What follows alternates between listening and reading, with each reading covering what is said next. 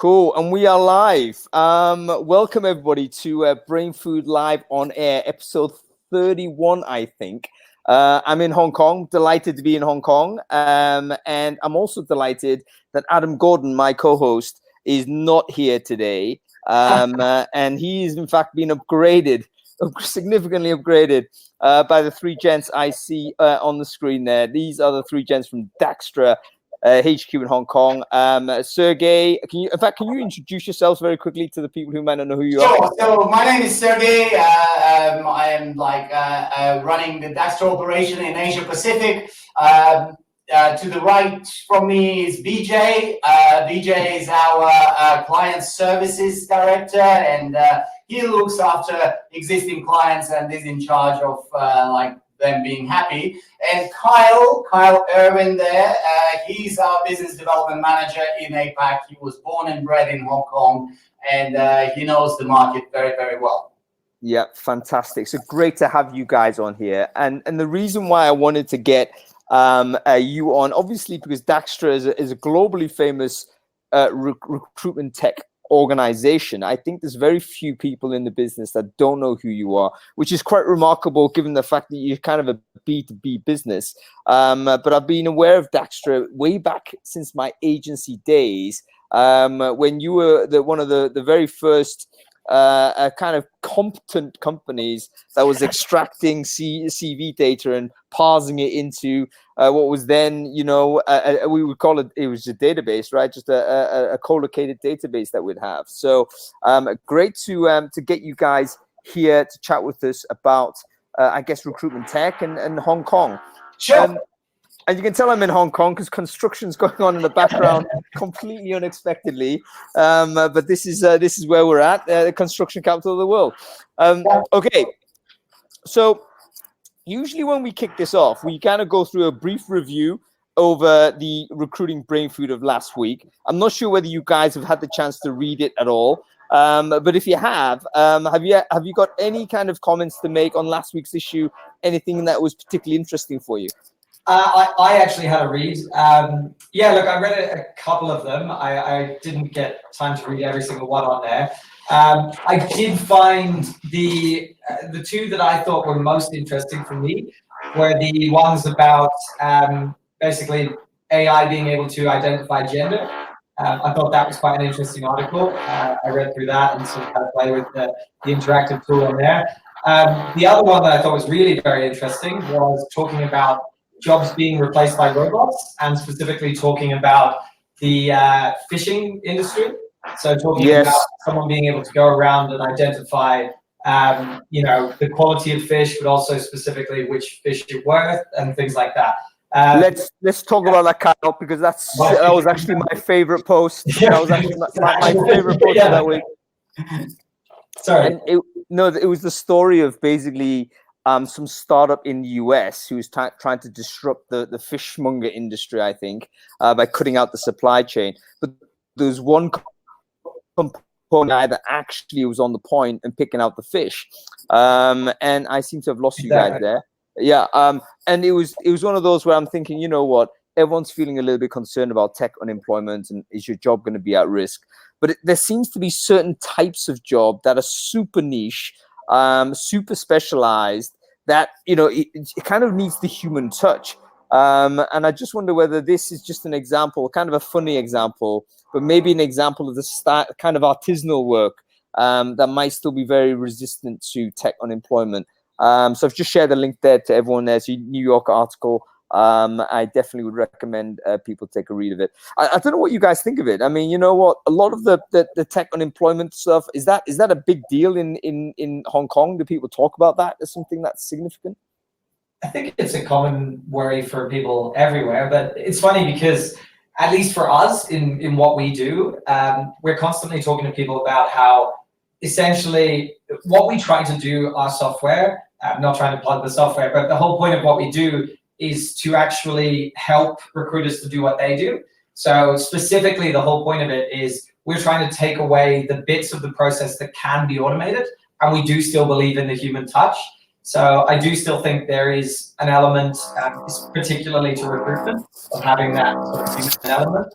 But Yeah. Well, in the sort of really early sense, I suppose CV parsing was one of the first automation examples, wasn't it? Because back in the day, you'd actually have people typing stuff in. So what you guys have replaced is the human being taking a paper CV and probably a secretary or some sort of admin person data entering it into some sort of database that could be searched. So I'm sure that type of role actually existed. So I suppose you're one of the early examples of getting rid of some of that mechanical type of work. Okay, I interrupted someone else who was about to come in there, Carl, so I beg your pardon. That's all right. Did you guys want to add? Yeah, no, just in general, I mean, I think where the market is trending in recruitment and in other industries is where roles that were objectivity is very important are the areas where technology is stepping in. But things like a recruitment industry, there is a clear line between the subjectivity that a recruiter needs to apply when they're interviewing candidates and so forth that you can't get from a document or from a LinkedIn profile and so forth. So there is still that element, that human element that is required. But as Kyle said, the technology is there to remove the need for people to do the objective works like the loading of the data and so forth, to allow the recruiters to focus more on those subjectivity and soft skills.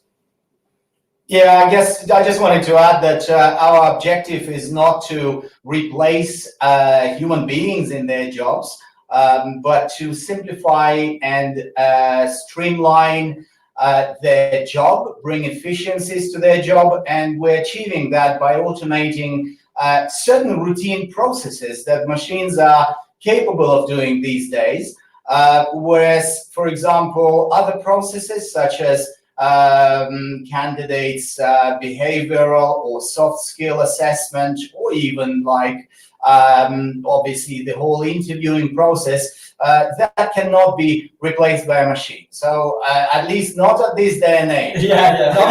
We're starting to see it happen, man. I mean, you guys have started sort of the wave, if you like, but all of the bits of the recruitment process that were once very human-centric, you can start seeing technology companies kind of have a go at it. And that's to some consternation as to people in the industry. And probably, I remember, I mean, you guys are probably too early in the day to, or at least you weren't in the business at the beginning of CV parsing, I'm assuming. But there probably was human resistance to what you brought in at the time, people who were data entry folks. Yeah, no, that was a good 18 years ago when we rolled out our CV parser first time. And yeah, there was, I wouldn't say resistance, there was a fair amount of, I guess, mistrust and cautiousness among people to adopt anything like it's in human nature. We're very cautious to adopt new things, but it became commonplace now. I mean, CV parsing is now absolutely standard feature of many ATS systems, and we have moved on this technology from just being a CV parsing technology to bringing some automation workflows, so the system knows where CVs are coming from, who they should be addressed to, and how to match them to open jobs on the database, all these kinds of things. So the recruiter then goes and we save heaps of times for recruiters to, instead of wade through a large amount of CVs, we suggest the most highly ranked, highly matched candidates against their open jobs, at which point they take over and they qualify, assess, and promote candidates where necessary. You know what? I want to just take you back there, Sergey, because you mentioned something super interesting. Because when Daxtra first came in with CV parsing, there was human resistance. But as you say right now, it's absolutely absurd for anybody to say, "Hey, listen, we should get rid of CV parsing and get people back typing stuff in." Not even Luddites would want to do that anymore. So I just wonder whether you could kind of recall, or if you have anything that you could tell us about how you overcame those initial objections, Was it a simple case of it being more like demonstrably more efficient, and that was it? You know, people were just driven by bottom line, or was there any other type of thing that you, other type of rhetoric you had to use to try and get the argument won in the end? I think it's a combination of several things, but what I can say is I guess the guys will agree with me, we are very lucky in that the product is pretty solid. It sells itself. I mean, it requires a fair amount of enthusiasm or some enthusiasm, but actually when you demonstrate it, it does sell. But 15 years ago, it was a new, novel approach. There was resistance from the market. And of course, like with any disruptive technology, there are early adopters. Once you have early adopters, evaluated the technology and demonstrated that we delivered savings for them, then there is a wave of followers who will look at them and say that, hey, look at that company, they automated, they saved this money, I should do that as well. Now that phase came probably about 10 years ago, and we're still enjoying that. And now we're also seeing late adopters who are just essentially saying, well, because everyone has it, we also ought to have it as well. So, but the technology itself also moves on, so it doesn't stagnate. It doesn't. I mean, we're much more capable now than we were 18 or 15 years ago when we only managed to process CVs in English. Now we can do it in 42 languages and with great automation as well. Yeah. You know, thank you. I think we're very lucky in the sense of the timing, because in the early 2000s was sort of the introduction of automation on a wider scale for corporations and so forth.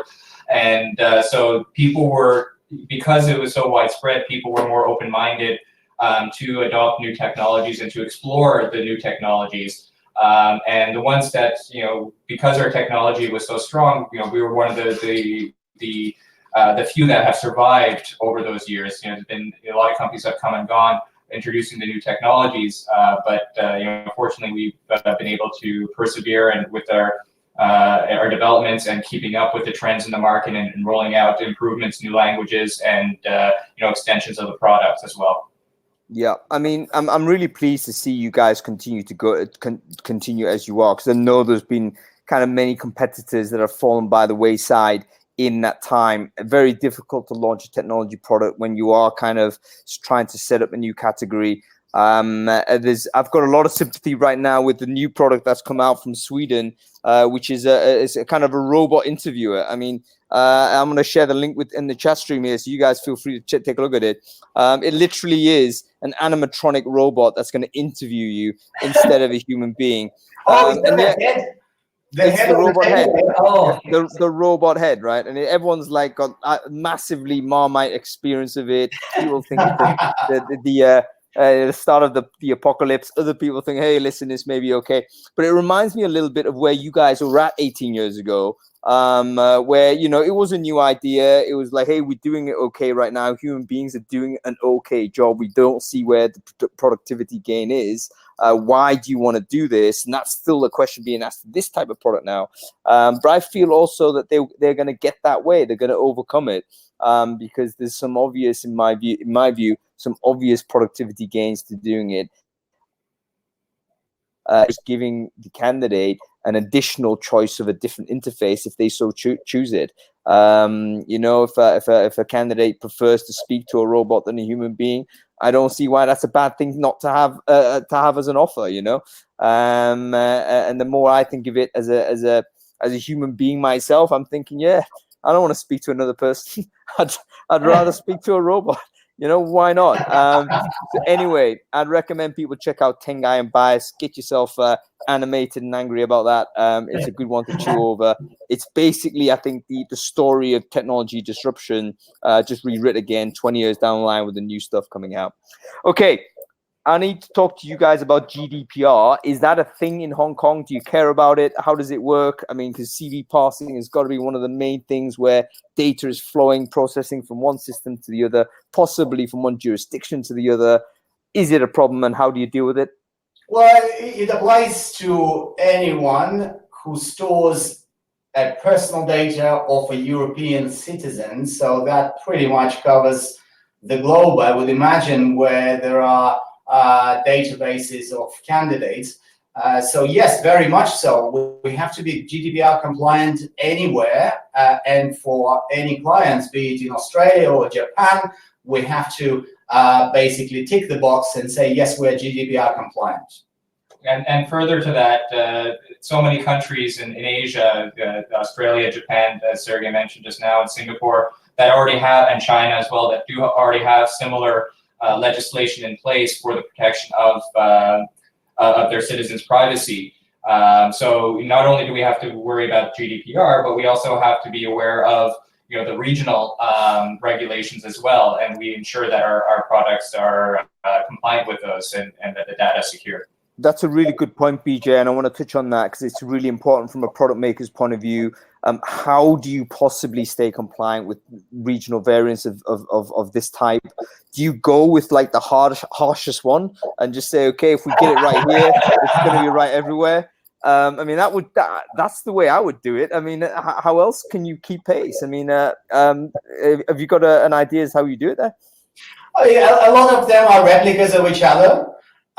What is different, though, from territory to territory is that many countries and more countries are now adopting laws that require the personal data, such as resumes, to be stored on the territory and processed on the territory of their jurisdiction or where they are situated. So essentially, the personal data, by many international laws, is not like supposed to be traveling outside of the territory of the organization. Oh, sorry, territory where the client is situated, or the candidate in this case. So we react to that by heavily utilizing Amazon, and we geolocate our service for our clients to where they are based.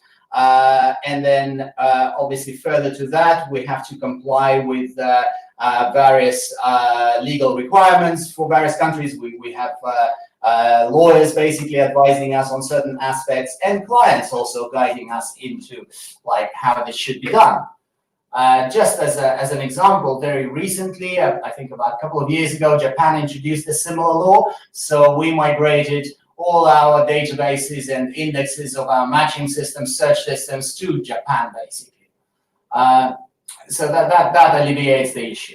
That's kind of like sort of the end of the global cloud and the kind of the emergence of like national clouds, really, isn't it? So it's interesting that Amazon is so ubiquitous that it can still be the provider, like almost the global infrastructure of all of this. Yeah. But it's almost going back a little bit away from this, I guess, at one point, a tech utopia vision of there being a singular kind of unifying global infrastructure. But now it's kind of like broken into more national type of groupings. Yeah, particularly when it comes to personal data. Yeah, it leads me on to something we need to talk about because we're talking about the fracturing of the internet, and this is an example of it. The splinternet is the new view, right? We're going to go to the point where okay, Europe is going to have an internet looks like this. The US has an internet looks like that. China, of course, has its own version of the internet. How do you guys see the future? Forgetting about Daxtra for just a moment, but given the fact you've got this global footprint in all of these territories, how do you see the future? Do you see it fragmenting in this way? Yeah, definitely. And there was a big ruling this week in the EU that the Google actually won, where the right to be erased law is not enforceable outside of the EU jurisdiction. So Google, they've applied an algorithm or something into their searches where people in Europe, if they've requested the right to be deleted, they won't show up on the European searches. But outside of the EU jurisdiction, they are still coming up, and they won that case.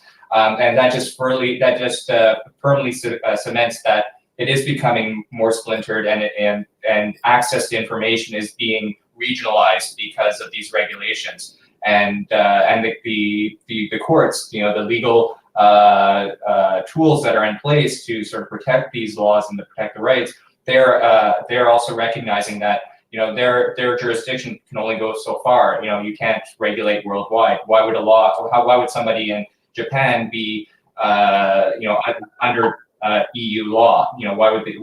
It's not relevant to them. They're not in that jurisdiction. And so you're seeing that splintering of the internet, the localization, and with China with their Great Firewall as well. They have their own internet ecosystem there, and they have basically the Chinese equivalent of all the popular sites that we have in the West. Exactly. It reminds me a little bit of how evolution sometimes works. When all the land masses on the planet were joined together, there was like free-flowing species everywhere and going this, that, and the other. But then when something broke off, like the Australian subcontinent broke off, like suddenly you have all of this divergence of local flora and fauna because they were separated from the rest of the world. And it's interesting, as you say, that there does seem to be some fundamental differences in value in terms of relationship with the privacy, relationship with the state, let's say, and that's going to lead to these different ecosystems emerging. Problems for suppliers, right? Problems for software companies. Absolutely, yeah. We just need to make sure that we are up to speed with everything and we can comply, but we can only react here, I think. Does it make sense for a company like Daxtra to play the global game if the global game's fracturing, or is there going to come to a point where you're going to say, you know what, guys, let's double down on Asia because this is where our core market is. We can't afford to do US or can't afford to do another territory because of all of these laws are starting to diverge. Let someone else play there. Do you think that's a decision that you guys might have to make at some point? Well, I'd imagine. Hopefully not. I mean, fortunately, because the GDPR and the Japanese privacy laws and Australian privacy laws, they are different. They're differently written, but in essence, the theme is the same. And going back to what you're saying about do we focus on the harshest regulation, and we agreed that we do. As long as we maintain that, then we should be able to move forward with the divergence. Also, we have offices in Europe, and we have offices in the US and Australia and in Japan who can keep abreast of any changes in the regulation and the trends in the market, so that we can stay up to date and ensure compliance moving forward. Yeah, I mean, if needed, it might be that we have to basically operate in slightly different ways in each place, maintain the same overall, the software is the same, it has generally the same impact and the same functionality, but we might need to tweak various things in the future, who knows? Yeah, and we are, to a degree, we are regionalizing. Yeah, I mean, we're a small company, we're only 110, 120 people globally, but we have these little regional offices. Our product dev is centralized in Scotland, where we're globally headquartered. But regional offices are capable of adapting the products to comply with regional requirements. It's not in what we're doing in our space. It's not rocket science. So far, we have been able to keep up to speed with that, because at the end of the day, a resume is a resume. Where we process it geographically doesn't matter.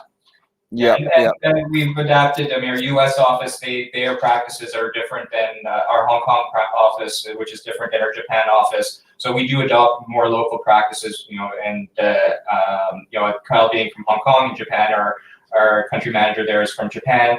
In Australia, our country manager is from Australia. So we do localize our offices so that we have people that fully understand not just the legal side, the requirement side, compliance, but also culturally as well. Yeah, I mean, it's great. I think you guys, because you've already got this global footprint, you've got every chance to be able to ride this particular wave. I think it probably is going to be more difficult for national companies to go international in future. And it's almost like the ones that are already there are going to be in better shape. And obviously the big global giants like Amazon may still actually benefit from this because they're still the go-to. But fascinating to be part of that journey and seeing how it all goes. Okay, let's talk about CVs a little bit more, because this is the core of what you guys do. Firstly, tell me, I mean, right now you're processing CVs. Multi-language was obviously one of the first things that you wanted to do with Daxtra. Does it work with, say Chinese CVs? I mean, how the hell are you going to pass? Do you pass that? We hired essentially linguists. It's a very rare skill set that is required.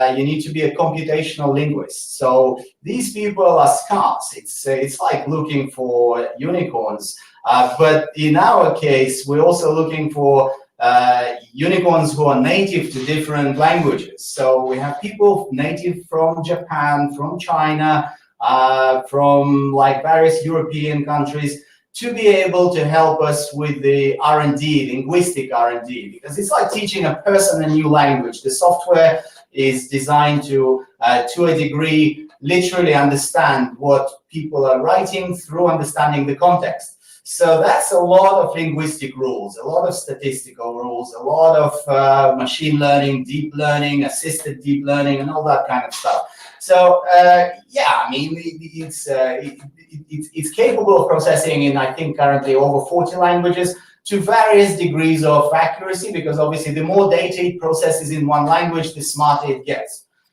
Chinese that you mentioned is fortunately for us, because we're in Hong Kong, we have quite a few clients in China. We've trained our systems on Chinese quite well. I was about to say, I mean, my knowledge of the Chinese script is fairly weak, but and now that I think of it, it might actually be easier to do it in Chinese than it is to say English, simply because I'm thinking there's going to be a smaller amount of words that you could actually use, I would guess. Would you say that's true, in the sense that in Chinese CVs, for instance, maybe you're going to see the same 150 characters in a CV than compared to, say, an English language CV, where maybe you're going to get someone waxing lyrical and start dropping in references to Byron and stuff like that, where, you know, there's a lot more different contextual type of stuff you got to try and figure out. Is Chinese easier to pass? That's hard to say, because in Chinese, you know, you have the characters, and you know, you swap out a character or change the character, it completely changes the meaning of what's being written. So you know, I think both languages they're complicated. They just have different, you know, where the complications lie are in different areas. Yeah, for sure. Very interesting. I think there's the fact that we've got this diversity of languages makes it a super interesting thing to do. But you've got 40 languages out there. Is there a big one that's out that you haven't brought in that you're excited to bring into the Daxtra family? We're very reactive to clients' requirements. So whenever the client asks us to go, so for example, this year we introduced Korean. Last year we introduced Vietnamese, Thai. The year before we introduced Hebrew. All of that basically was kind of put across to us as a requirement from existing customers. So if there is another language, we would just, it does take a lot of effort, but we have a methodology. It's machine learning. It requires a lot of data in that language. So once you have that data and you have the necessary skill set, then it's just following our methodology that then allows us to train the engine to do the job. Yeah, we're very lucky in that we've been able to foster and nurture very strong relationships with our clients, and they actually you know, are a big part of helping us with the development of the language by providing the samples and so forth, and helping to guide us on the accuracy. And so that's why, you know, we engage our customers. You know, we don't just give them the software and say, okay, run with it. We engage them, we work with them, and you know, we constantly look to improve. We're always looking to improve, but we will never claim to be 100%.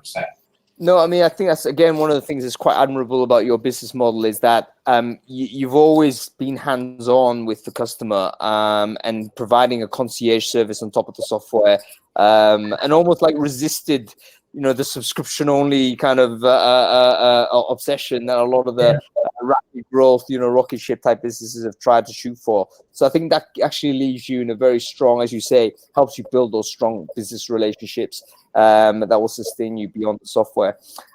Okay, one more question. I know you guys are going to do a demo and stuff like this, but one more. It's only me, guys. So I guess BJ and Kyle can stay home and talk to you, but unfortunately, I have to dash out to do a demo. That's tragic for the viewers. I don't think so. A lot of deeply upset people. No worries. Enjoy. Guys. By the way, hopefully I'll see you later. If you're for a beer later, Sergey, then we can. We're waiting for you here when we finish. Cool. I'll shoot over once this is finished. Okay, Fantastic. cool. Bye. Good luck with the demo, Sergey. Don't blow it. Okay. That's great stuff, guys. Hey, listen, I'm going to bring on, now that Sergey's gone, perfect timing, because I'm going to bring on another guest on a separate screen. I think this chap is actually in Lantau Island right now. A friend of mine who I met last time I was here, a really smart chap who does a lot of work in terms of organizational development, management consulting, culture, and that type of stuff. So let's get him into the mix. This is Dr. Richard Claydon. Let me see if he's there. He said he was playing squash with his kids. So I fully expect him to be, well, probably inappropriately attired, I guess. I expect a headband at least, if he's not sweating away John McEnroe style, I wouldn't be too happy. Oh, crap. I actually have to take this call. It's really embarrassing. It's my cousin in London, but bear with me. Steve, what's up, man?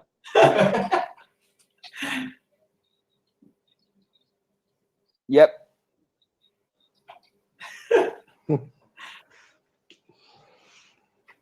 Right. So we need to make the appointment for the area manager. Is that right?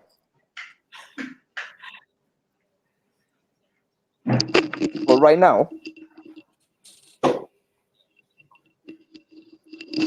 I contacted the guy's not allowing access to the shop. Is that the scenario?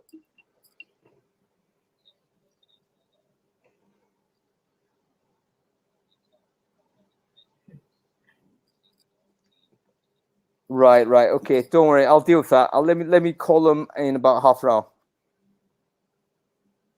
Yep. He's still there?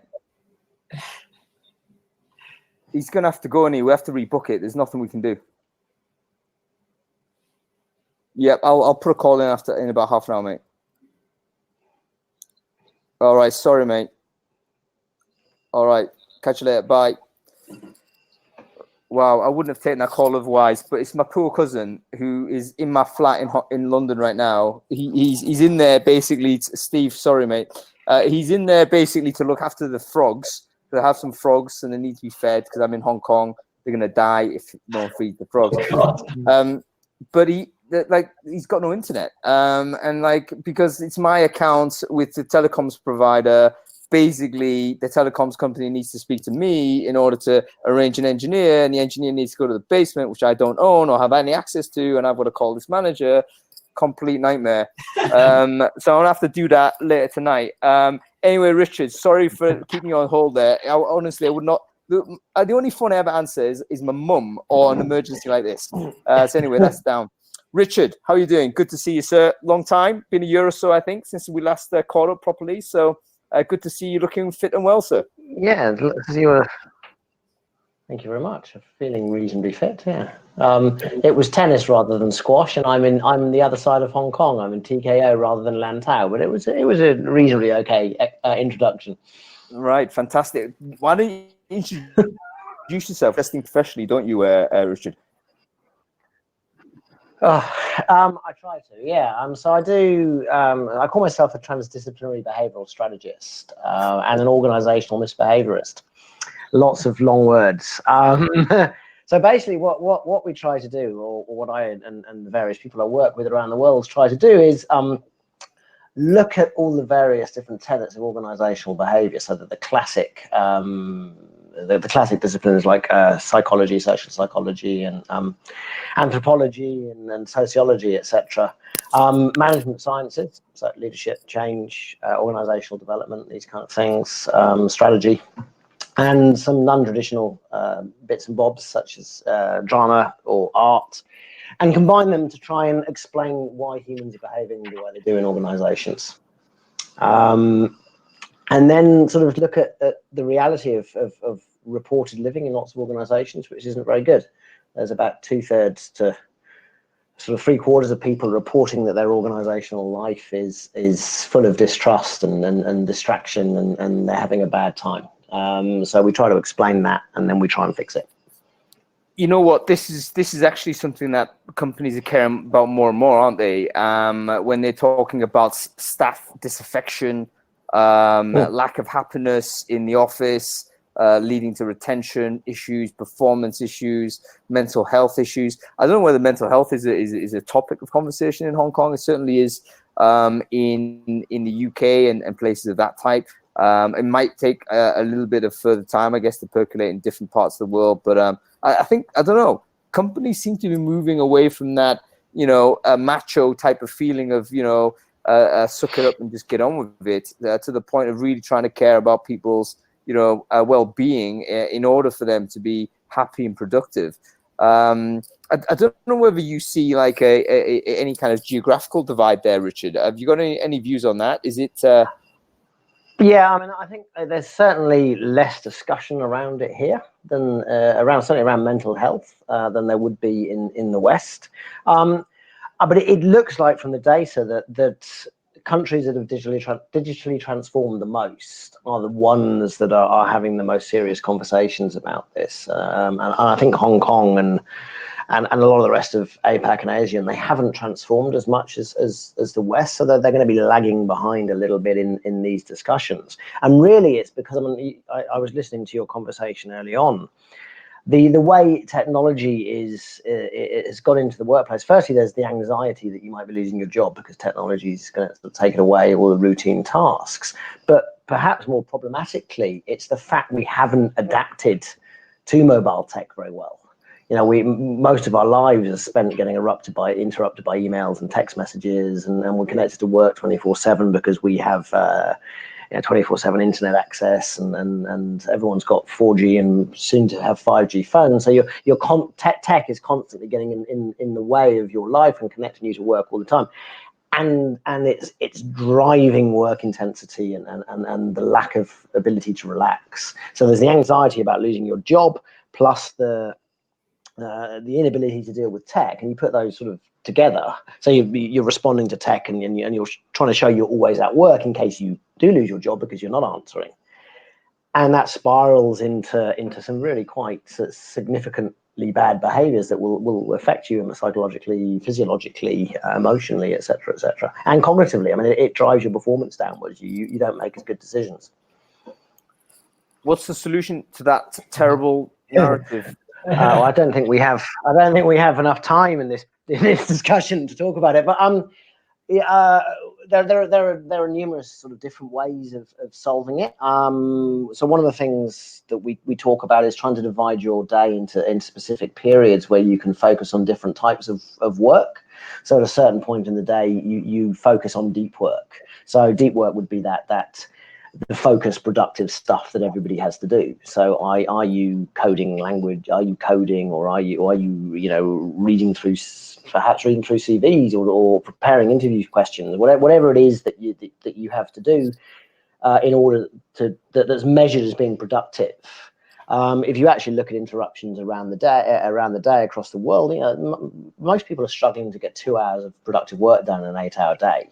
So if you can break your day up and say, like, between 9 and 12, no meetings, no internal emails, I'm just going to go in and do that deep work, you're adding an extra hour of productivity, and you're stopping the distraction going on. I'm going to share a bit of tech there, because there's a bit of tech that's actually helped me with this. And I don't know whether the guys at Daxtra would be empathizing in any way, but I'm in like browser tab hell. when you're opening up an email, before you know it, you're on 3 tabs and you've got 30 tabs open because everything's coming at you. And it's just chaos because it just means you've got 30 potential distractions hitting you. And a friend of mine actually recommended me use a product called Workona. I don't know whether you've tried it, but it's literally a browser tab manager. And what it allows you to do is simply load in your tabs for deep work. So let's say deep work is a document, and that is it. And no email, nothing else. That's fine. Then you have a communications tab, which is purely about the social networking, the email and stuff like that. You open that and that opens up. And this has been really useful for me because it means that if I'm on, let's say, deep work, I'm logging onto a tab where I can't be messaged effectively. And you can time box away half an hour, 2 hours, however long you think you need, and you can get that stuff done. And then you can jump back to, you know, the chaos of interrupts when you see fit. But yeah, it's a massive problem. But the time boxing, I think, is effective, and thankfully we've got some tooling to help with that. What else, Richard? Now that you seem to be on a roll, what else should we be doing? So yeah, so we divide sort of your complex work into these 5 components. So deep work is one, then there's formal collaborative work. Okay, so and I think I haven't come across many companies that do this work, that do this well, where you have a space set up and you have some structures set up to, you go into a room to collaborate and you're there to answer a complex problem. That's pretty much the agenda. Here's our problem. How do we solve this? And there's a very specific way to interact and to have discussions where power doesn't get in the way, and people say what they're really thinking, etc., etc. So you can leave that room with a bunch of things that everyone's agreed on because they've broken down that problem.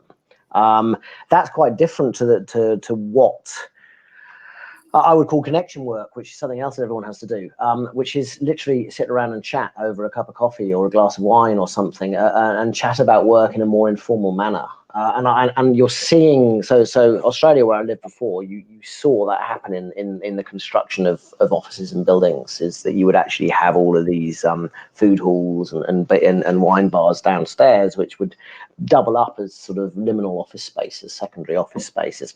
It's beginning to happen in Hong Kong. So within the next sort of 2 or 3 years, you'll see more and more of this happen in Hong Kong, that you'll be able to go outside of the office and connect with co-workers in a way that perhaps you can't do at the moment. So you won't be quite as tied to your desk. So that's sort of one solution that, and we know, you know what, we know. Christian, let me stop you there, because I really love the concept of connection work. It's the first time I've discovered it as an idea, but that's different from collaboration, because collaboration is formal. It's a framework. We are here to solve this problem. Whereas connection, there's no agenda necessarily, but it's literally about the information that flows when you're having a more informal chat that might actually educate you about the business a little bit more, and improve your general literacy as to what the company needs to do. Yeah, absolutely. So it sort of comes out more and more of the sort of social network analysis work from MIT and what they call collaboration work. When they say collaborative practice equals better levels of productivity, they're actually talking about connection work. They're talking about having a whole team sit around a table and eat lunch together. And it's the kind of conversations that you would have during a 1 hour lunch break with the whole team there. So someone at one end of the team might be struggling with a problem. And someone at the other end of the table has already discovered the answer to that problem, because communication doesn't happen because they're sitting in front of computers the whole time. That doesn't filter through the team. So in having a regular lunch together, you start finding out how everybody's solving stuff, and knowledge flows across a team, and everyone starts performing better. You can formalize that in different ways as well, but that lies at the core of what a lot of the science is saying. Collaborative practice equals better productivity. It's actually connection, not formal collaborative practice. Yeah, there's nothing worse than forcing people into a room to brainstorm. I mean, indeed, what the hell happens out of that? Nothing but some chest beating from some alpha males. It's really it ends up being a social performance rather than anything genuinely collaborative. But I really love this idea of having a way in which you kind of mix the networks together a little bit. I mean, even in a company as small as Daxtra, you've got 120 people in there, guys. Is that right? You know, I wonder whether it's small enough for it all to for a lot of connection work, but you end up inevitably talking with people that are functionally proximate to you more than people that are at a different part of the business, I guess. You know, if you're working on BD, you're going to be talking with people that are associated with BD, with marketing, let's say, or with sales a little bit more, and maybe not so much with tech, or maybe not so much with whatever. And it may be a way or a reason to kind of shake that up a little bit sometimes and connect people that are disconnected. I guess that's what connection work is, I think, isn't it, Rashid? Yeah, well, we're very lucky where actually we do. I mean, I'm working client services, Kyle's in business development. We have regular interactions with our tech teams, with you know, people in other, not just in Hong Kong, but also globally. You know, I feel very comfortable picking up the phone and calling a colleague in Tokyo or in the United States or UK. Or Australia without, you know, there's no hesitation, and you know, we're on basically the attitude is we're on the same team, and you know, it doesn't matter what division we're in. I'm comfortable picking up the phone to call our development team, our research and development team, our support, our CEO, even our global CEO and CTO. You know, we can, you know, I feel very comfortable talking to them and raising issues and you know, and brainstorming or troubleshooting situations.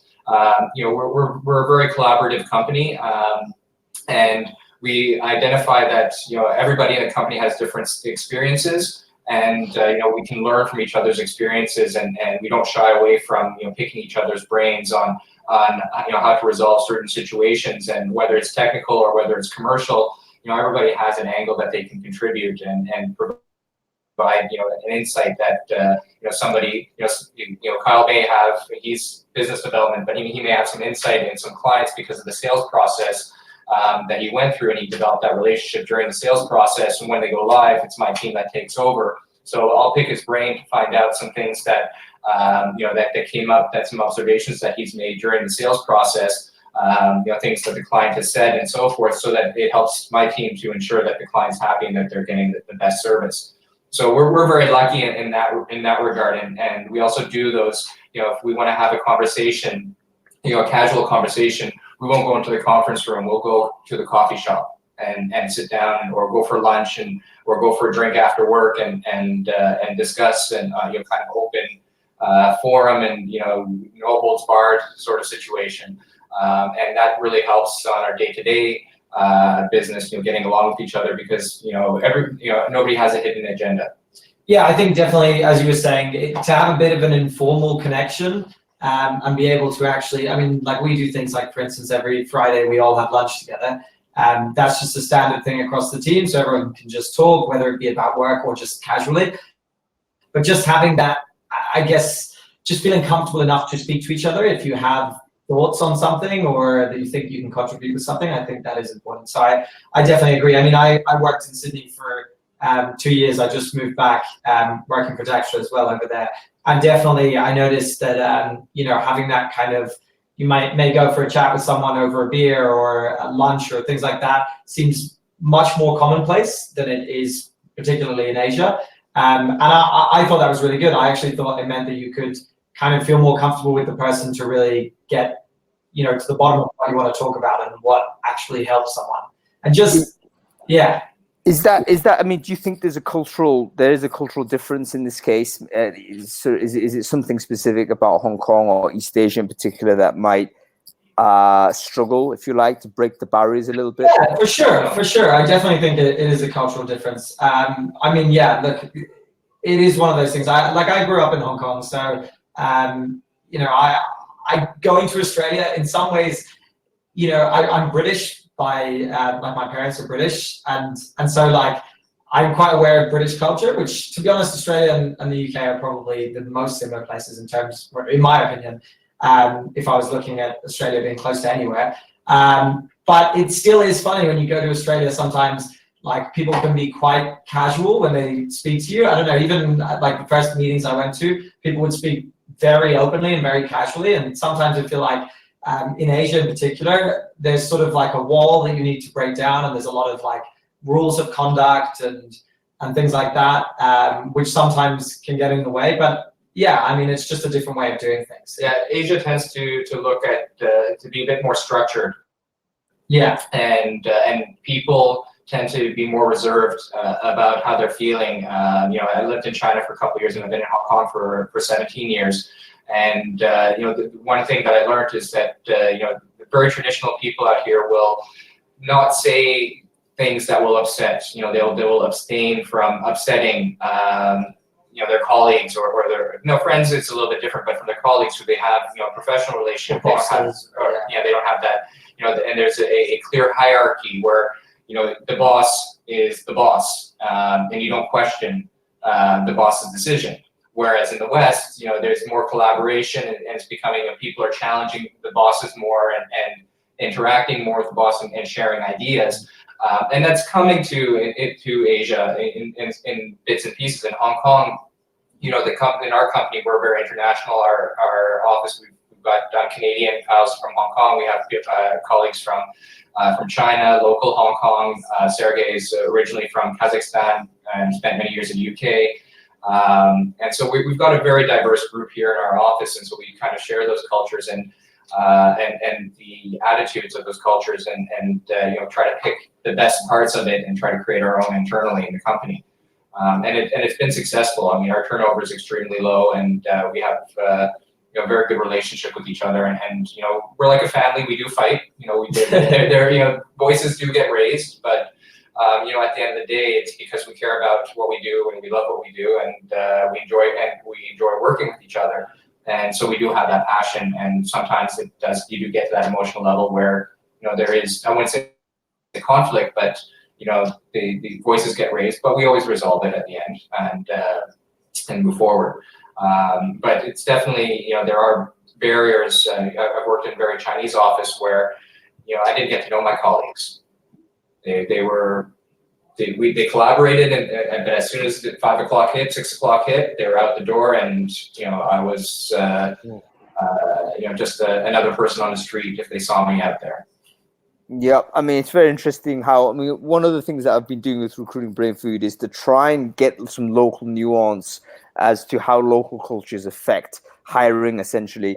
So we're producing these local country guides, and getting local people to basically tell us what it is to work and live and you know, work in the recruiting industry in these places. And it's very clear there's always local differences of this type. I think East Asia is probably obviously there's local nuance, but as a general rule, East Asia probably is quite hierarchical, I would say. Language is very clear in that respect also, how you address people.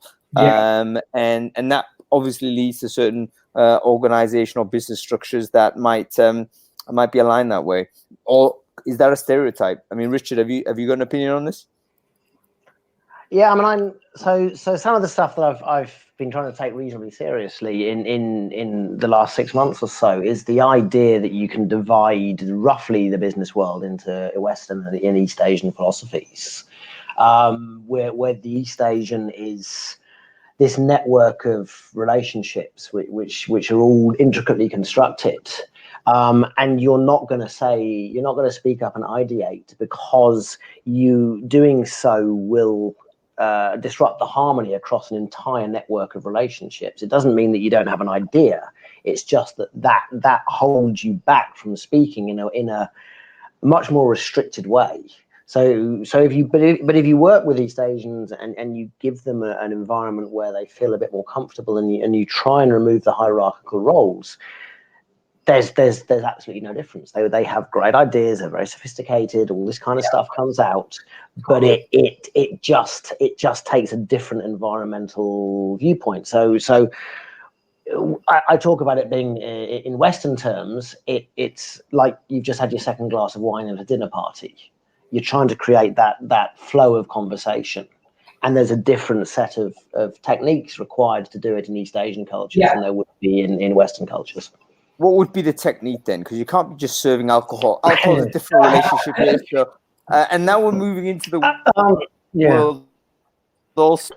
You know, we count. What is the technique? I mean, let's take it away from culture. Yeah.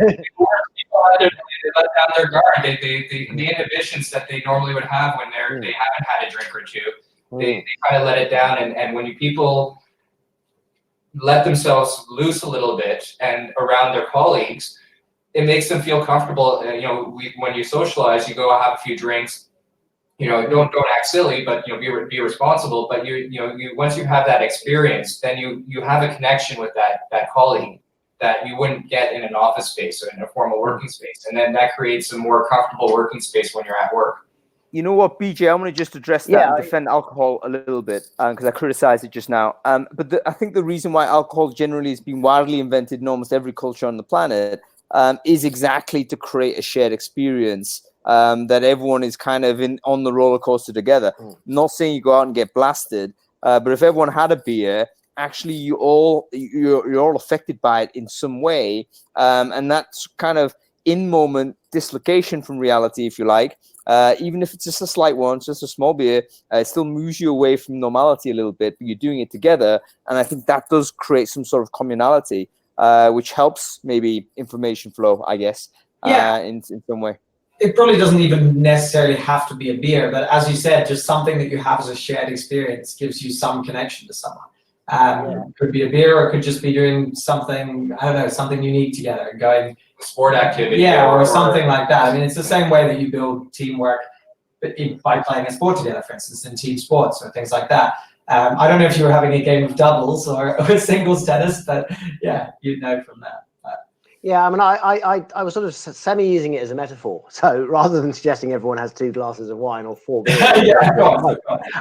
it's the metaphorical. So in the West, you would potentially say the 2 glasses of red wine at a dinner party. That's when the conversation starts to flow. Yeah. How do you create a similar environment in a Western workplace? In East Asia, it might be the young cha breakfast. How do you create that kind of environment? And I think there are different ways to do it. I mean, there are. I don't know exactly how sophisticated I am at trying to get people to do it. I seem to do reasonably well when I have a chat, but I haven't really formalized it the way that I perhaps would like to. But yeah, it's a different way of thinking about stuff. Yeah. So, at the end of the day, I think the objective is, in our office, for example, the objective is not to look at each other as coming from different backgrounds. I don't look at my Chinese colleagues as being Chinese when I'm talking to them, or when I'm interacting with them, or even when I'm thinking about them. Like now, just mentioning that was kind of I had to think about it, because my natural reaction is, we've worked together, we've experienced, we've gone for drinks, we've gone on junk trips, we've done activities together, we've shared experiences. We don't look at each other as, my colleagues don't look at me as being from Canada. I don't look at them being from China. I don't look at them being from Kazakhstan, from Hong Kong, and so forth. We just look at each other as by our names. And Sergey is Sergey to me. He's my colleague, and that's I want to address that point by Harpreet that she's just mentioned in the chat there. She says that it's to do with the size. So in other words, perhaps BJ, the point she's making is, the fact that you're a smaller company actually helps as an assistance to this method of informality. Would you say that's true, or have you got an opinion on it? I previously, before I joined Daxtra, I worked actually for a large Japanese listed recruitment agency. With 1,000 consultants across the region, and another 1,000 consultants in Japan. And the management here in Hong Kong, although they were Japanese, they had a very Western not Western, but I would say a mixed approach. And we had the same thing. I mean, my colleagues, I got along with, we had 35 consultants, and I got along with, I would say, the majority of them. I wasn't best mates with them, but we had very good relationship. We collaborated, and we helped each other out. And also similar situation, I'd call colleagues in Japan, I'd call colleagues in Malaysia, or in Japan, or in China, and I felt perfectly comfortable talking to them. So the company had taken a similar approach that Daxtra has, which is one reason why I was attracted to join Daxtra, was because the culture was similar. I mean, yes, it's on a much smaller scale, but I mean, we were still able. My old company, they're a client of ours, and I've gone to our office. I can walk into the global CEO's office. This is a listed company. I can walk into the global CEO's office and sit down with the CEO and have a chit chat about nothing, and she'll be more than happy to do that. So so I think size, it does play a factor. It is easier when it's a smaller size. Yeah, it's undoubtedly. But it's not impossible for large organizations to create that that camaraderie. And it's about, just how it all comes down from the upper management and how it's the leadership. And if you have the right leadership in place that promote that, then the staff will follow. You know what? It's interesting. Sorry. Go ahead. Just the small v large corporation thing. That's really quite interesting because there's something called Dunbar's number, which is if you're sort of less than 150 people, you're quite tribal in the way you interact with each other. Once you're above 150 people, actually you're going to have you're going to have natural differences of opinions and split off groups and things like that. And really, that's the big challenge. So to go back to the metaphor of alcohol and civilization, some of the people who talk seriously about Dunbar's number argue that it was alcohol that allowed tribes to grow above 150 people and paved the birthplace for civilization because it smoothed out the differences. So the question is not necessarily by getting drunk. The question is how do you, if you're above a certain size, smooth out those differences and make sure that you have the social connection, maybe, yes. The social connections. Wasn't this enable better work? To run out, I've got a call coming in from a client in India. Our numbers are dwindling. Yeah. No worries. BJ, great to have you, man. We'll catch you later, dude. My pleasure, and thank you very much for having me. No worries. Take it easy, man. Thank you. So the Dunbar's number thing, I think, is fascinating because you're talking about, I think you're right. Well, I'm having this discussion actually in the Facebook group right now, quite a heated conversation actually, where people are saying culture fit is BS and all this type of stuff, it's starting going on. But then you're talking about actually at a certain size of business, you are going to have diversity of opinion. No one is going to be thinking the same way, and you need to deal with that because you can't have an army of clones. You need to have perhaps people in the room or people in the business that may not be ideally in the same room at the same time. But how do you create at least a unifying structure? Booze is one option. I think religion was number two. If you had some sort of mythic being or some story about the universe that everyone could not prove, but at least everyone could kind of adhere to, then maybe that's a way to create alliances. Yeah. So what else could we do in a business organizations So organizations have mythologies that sort of unify. You have your mythological stories, et cetera, that get people to even however big they are, people organize around them. So your culture fit question, the people, if you're having a discussion about whether culture fit is good or bad thing, I think it's probably mathematically impossible to hire for culture fit nowadays because there's so many different values that are spreading around that if you actually look at the maths, if there's 30 values and you're picking 5 and they're going to be picked at random, then it's very difficult to find somebody else who picks those 5 because it's like you have to interview 20,000 people to find someone else who picks the same 5 values at random. So there's some serious mathematical challenges in hiring for cultural fit. That said, it doesn't mean that you shouldn't have culture.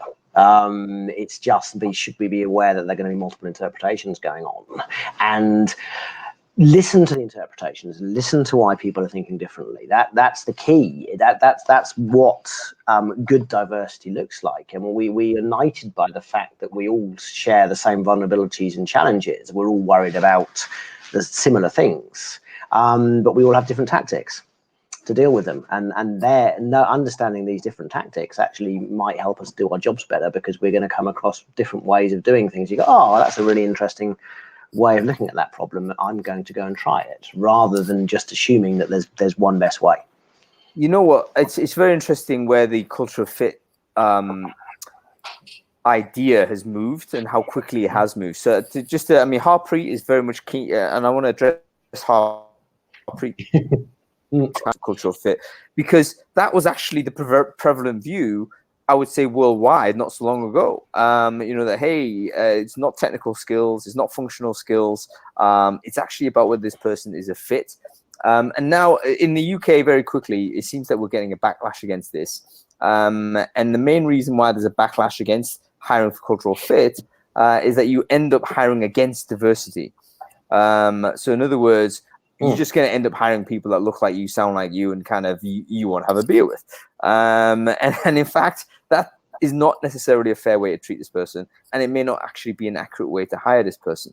So where do you stand with this, guys, in the terms of, okay, cultural fit is, someone said very clearly, it's BS. It's now values fit, and I'm a little bit reluctant to say it's now values fit, because aren't you just swapping the words around?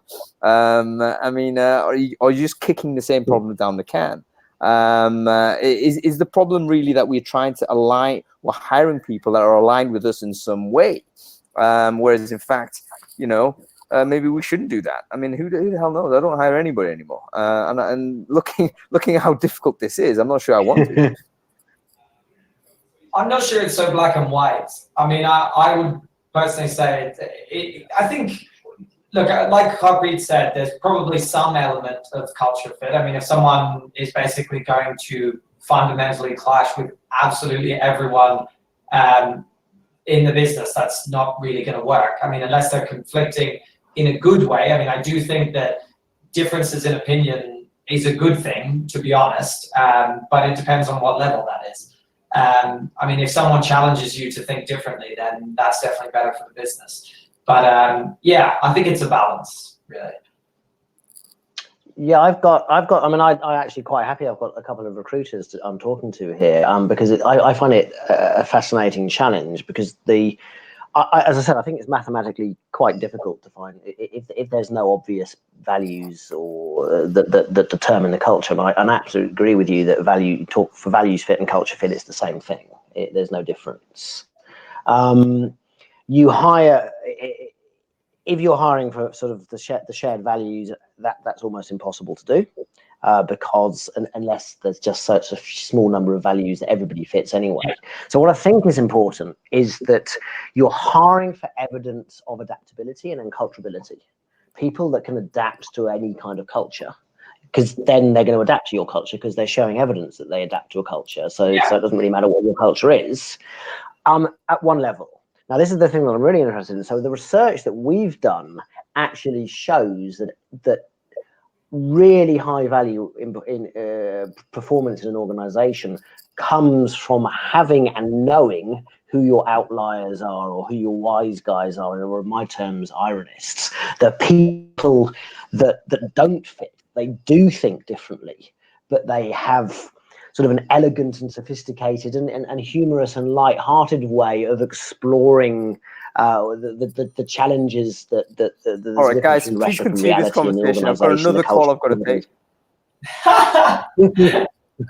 I will. You go and take the call. I wanted to ask the guy at the recruiting firm anyway. So yeah, how do you if that's what high performance looks like, it's finding and taking care of the manager of the shop. Yeah. Is he there? Just go down and chat to him. Right. I had a. So right. I'll ask that question again when he gets off the phone. I had a conference call last week, and 10 minutes into the conference call, the guys have turfed out of the room because the fire alarms have quit, and they have to go and do it in the cafe downstairs. So that was about as interesting as this one. I did have a call. I had a call with someone in New Zealand recently. I can't make a call right now. So listen, they all just got into the table. Call this person very clearly. So if I can give you 10 minutes, they'll make a call, and then hopefully that's sorted. It's a funny story. I know. Can you? Yes. Yeah. Never work can you text me the engineer's number? That may be one way to do it. No, you need to cut me out. That's the problem. I'm like totally different part of the world, aren't But anyway, as this can't be done for the time being, let me do the call, and then I'll have to pass it back to you. Yeah. All right. Cheers. Thanks, man. Sorry, I know I wasn't muted. I didn't know how to mute this thing, but I had to take the call. Okay. Anyway, just as the backstory. So can for that, I re-ask that question, Hung? Yes, you can. I beg your pardon. Yeah, because that for me was because I would love to talk. I just people who are recruiting seriously. If the high performer is tests as an outlier, and we especially in transforming organizations, I think we have quite a good strong data about this. So an outlier, a wise guy, or there's somebody else calls them trummelers. I call them ironists. Somebody else calls them principled infidels. There's all kinds of names for them, but they test. I think outlier is the easiest way to look. They test as an outlier from the cultural norm. But they also test for having this elegant, sophisticated adaptability to adapt to the culture, to not piss people off, to make people like them, to do and how do you find those people? Is anybody looking for these kind of people within the recruitment world? Because if not, then we've got a serious problem, because that's where high performance sits. I mean, definitely that would be the dream. If you can get someone who's able to adapt to absolutely anything, well, that person is first of all going to be incredibly successful. Yeah, look, I don't know, maybe, I guess from my perspective, from growing up in Hong Kong as I guess what some people might call a third culture kid, I've always had to be quite adaptable. I have always lived in various different places, in different cultures and things like that. I think sometimes that is probably the key. I mean, I don't necessarily have, live outside of work the same culture or same values as people in some businesses. But, if you are adaptable enough, then yeah, you probably can go in and sort of figure out how to bring your perspective on things into a business. So I would say that would be great. If I could find someone who would be like that, that would be brilliant. I mean, in some ways that's even better, because they're not just, a clone again as it talks and walks like you, but someone who's got a slightly different perspective on it, but can kind of adapt to the way you guys think or do. You know what? Just jumping back in, okay. I think there's two things here. No, I think there's two things, because you can't have 100% adapters, and you can't have 100% ironists either. There's probably a mathematical number or a ratio where that would work. So in other words, you've got a bunch of people that kind of are very good. I think I'm a very good adapter. I mean, in a sense, I've also multicultural kid when I was growing up. So basically, maybe that helped. I can totally resonate with that, Kyle. It kind of teaches you the requirement to adapt, because you're literally thrown in to a different culture, 2 or 3 times a year at times. So you have to be really agile in which you deal with things. But that's probably made me a little bit too pliable. So I don't think I'm an ironist in your worldview, Richard. In the sense, I'm not a troublemaker. If you hire me, you're going to get a good soldier. I'm going to be a good soldier for you. That's a fact. But you're going to need a few ironists in that as well. Now, the question is, I think it's probably hard to recruit both types, but I think it's harder to recruit these ironists, because a recruitment funnel, if you think about it, is designed to screen those guys out. You've got a set of criteria. Someone's listed them. This is what we're looking for. You are exactly not looking to be surprised when you go and recruit. And in fact, when you do get surprised, you get horrified and you reject this person because you think, oh, crazy individual. Whereas in fact, this person could be the decisive factor for the future of your business. So maybe that's maybe I'm not sure any company's got that entirely right, because I think recruitment, generally speaking, is focused on the non-ironists. Yeah, I would agree. Not just recruitment. I mean, team building and everything. That person is. I mean, there's some really one of my favorite stories. I'm not really an ironist, but somebody who didn't fit according to. They were working for a software development company, And they weren't particularly good at coding, and they weren't particularly good at Q&A, and they were sort of downsizing, and they weren't, well, this person's not, they're not high performing in the two things we take very seriously. And then the consultant said, but that's the only person in your organization who's never been on a failed project ever, because she was so good at interpersonal communication and keeping tensions and kind of dealing with conflicts in the team, that the team always performed well because she was the glue that kept it together. And yet she was still let go because she didn't do the other things well, that looked something that you could quantify. So that's the kind of person that that's being seen and as disposable, even though the work flows through them. You know what, Richard? That's a super important point, because so how do you attribute performance in a team setting? I think team sports clearly have this issue, and they recognize it a lot. When the star striker snocking in the goals may not be the most important person on the pitch, actually, because there's another person that's actually making sure everyone's organized and getting their shape right. And I think that's one of the critical problems in recruitment and retention, as you say, is that we can't actually attribute back the functions that people perform in a team setting. As you say, a lot of the fetching and carrying information wise that this person that you refer to, none of that's recorded in performance metrics. Yeah. None of it is, but it's super important in terms of optimizing the team and everyone else's performance. It's hard recruitment, isn't it? It's not easy.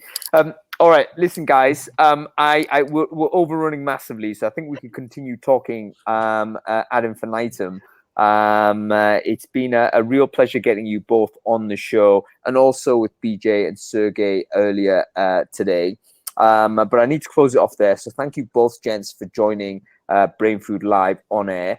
It's already live streamed into the Facebook group. I'm going to stick it out on YouTube as well as it going to go out on the podcast, so people who've missed it can listen to the wisdom as well. So anyway, that's it for the show. Thank you everyone for joining. We'll be back next week. I'm going to be in Perth, actually. So I'll be in Perth doing a Brainfood Live from there with a bunch of cool guys over there. We're on the same time, actually same day, different time. So it's going to be, I believe, the 4th of October. We'll be back on this channel. So thanks everyone for your time. Enjoy your weekend. Thanks for having us. Thank you very much. Yeah, enjoyed it.